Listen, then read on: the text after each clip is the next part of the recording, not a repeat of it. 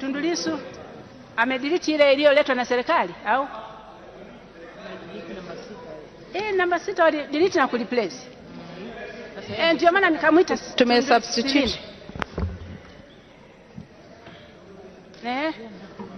Mheshimiwa Mwenyekiti, pendekezo langu kuhusiana na aya ya 6 ni kuifuta kabisa. Ni kuifuta kabisa. Aya ya 6 ambayo napendekeza ifutwe kabisa inasema kama ifuatavyo, nitaisoma alafu nitaielezea maana yake. No person shall be required or authorized by virtue of provisions contained in this act to furnish any such information or answer any such question or produce any document or information or render any other assistance in the investigation under this act if such question or document or information is likely to naomba tuwe pamoja tukuelewe vizuri. Serikali wamefuta wakaandika mpya. Haya comment zako inazungumzia hii ama ile iliandikwa upya? Yaani serikali hii namba 6 wameidelete waka rewrite na kuna kwenye amendment zake.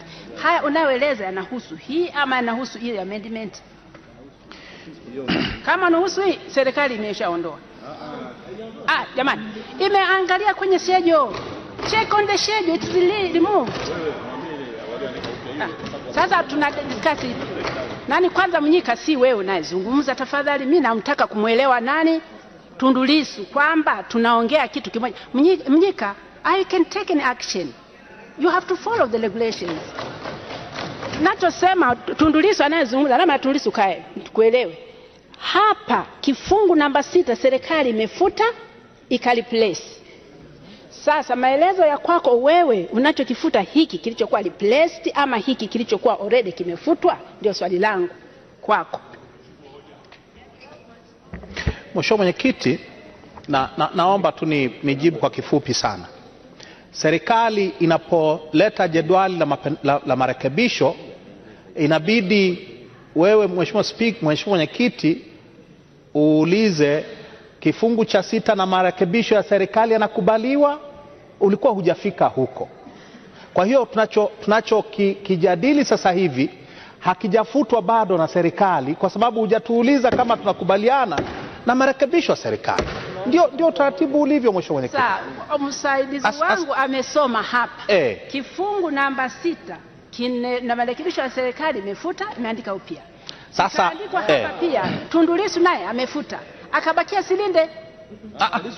Mheshimiwa Mwenyekiti, jamani, huu ni swala taratibu, sio swala kila mtu kusema. Sasa ninachokisema, kama una comment on namba 6 iliyoko kwenye document hii, imeondolewa, iko nyingine kwenye schedule of amendment. Hicho ndio nakuuliza.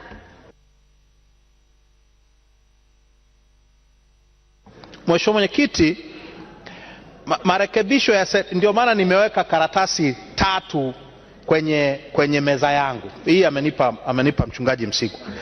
Nina mapendekezo yangu, nina muswada na jedwali la marekebisho la serikali. Nimeweka hivi makusudi kwa maana nachotaka kusema Mheshimiwa Mwenyekiti ni kwamba marekebisho ya serikali wamepindua maneno tu. Wamepindua maneno tu. Naomba nieleze jinsi ambavyo wamepindua maneno. Imerekebishwa. Ndio, lakini kitu kile ambacho nimesema kifutwe. Ni kile ambacho nimesema kifutwe. Sasa kifungu cha 6 kama kilivyo sasa hivi kinazuia mamlaka za uchunguzi kufanya uchunguzi. Hivi kilivyo kinasema kama TAKUKURU kwa mfano au idara ya usalama wa taifa, fikiria idara ya usalama wa taifa wanachunguza breaches of national security, ukaitwa wewe mwananchi kwenda kutoa ushahidi, kwenda kuisaidia idara ya usalama wa taifa kuchunguza breaches za usalama wa taifa.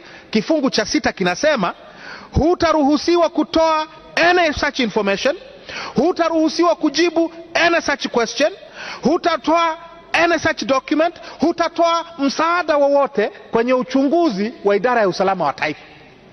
That is the wording, that is the meaning ya haya maneno yaliyoandikwa kwenye paragraph 6. Kwa kinazuia waheshimiwa wabunge wamepotoshwa, wanaaminishwa hivi kifungu hiki kinazuia taarifa za usalama wa taifa zisitoke nje. Kifungu hiki waheshimiwa wabunge kinazuia upelelezi, kinazuia mamlaka za upelelezi kinatuzuia sisi kuzipa mamlaka za upelelezi msaada. Kinasema you shall not provide any such information or answer any such question or produce any document or information or render any other assistance in the investigation. Kwa tunazuiliwa kutoa taarifa kwa usalama wa taifa, tunazuiliwa kutoa taarifa TAKUKURU, mradi tu wakituuliza huyo aliyekuletea hivyo vifaa vya kunasia sauti huyo Marekani, CIA inasambaza nini spying gadgets. Nenda kwenye hoja. Sasa hoja ndio hiyo mheshimiwa Kiti. Hoja ni kwamba hatutaweza kuipa idara ya usalama wa taifa au TAKUKURU msaada wowote, taarifa yoyote, document yoyote kwa paragrafu ya 6 kama ilivyo. Sasa serikali wameiandika. Sasa wameiandika na naomba niseme inasemaje ya serikali? Inasema in the course of investigation under this act a person shall not be required or authorized to furnish any information, answer any question, produce any document or information, or render any assistance likely to prejudice the interest of the sovereignty and integrity of Kengele yako hii. Sasa mheshimiwa mwenyekiti, naomba tu niwaambieni. Nitoe mfano kwa sababu watu wanaaminishwa vitu ambavyo hata wavielewi. Fikiria hivi, hiyo kengele ni ya kwako.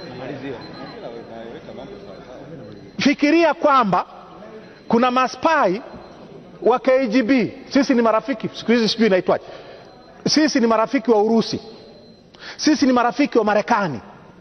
Fikiria CIA au KGB ya sasa hivi au NSH nini GCHQ ya Waingereza, Mossad ya Waisraeli, na sisi ni marafiki wa Maisraeli siku hizi, wamefanya spying kwetu. Ukiniambia nitoe taarifa ambazo zitaonyesha kwamba hawa marafiki zetu wametuspy, ina affect friendly relations with the Americans while they are spying on us, basi sitaruhusiwa kutoa msaada wowote. Pendekezo langu ni kwamba kifungu hiki kifutwe chote, kinazuia investigation ya masuala haya. Haya, mwanasheria mkuu. Mheshimiwa mwenyekiti, ukisoma vizuri hii ibara unaona kwamba inaizuia utoaji wa taarifa kuhusu hali hii kwa sababu ina mkondo wake wa kisheria. Iko katiba, kwa mfano katiba ya Jamhuri ya Muungano wa Tanzania ibara 54 ibara ndogo ya 5 inazuia hata haya mambo yenyewe yanayozungumzwa kwenye cabinet kuwa public. Lakini pia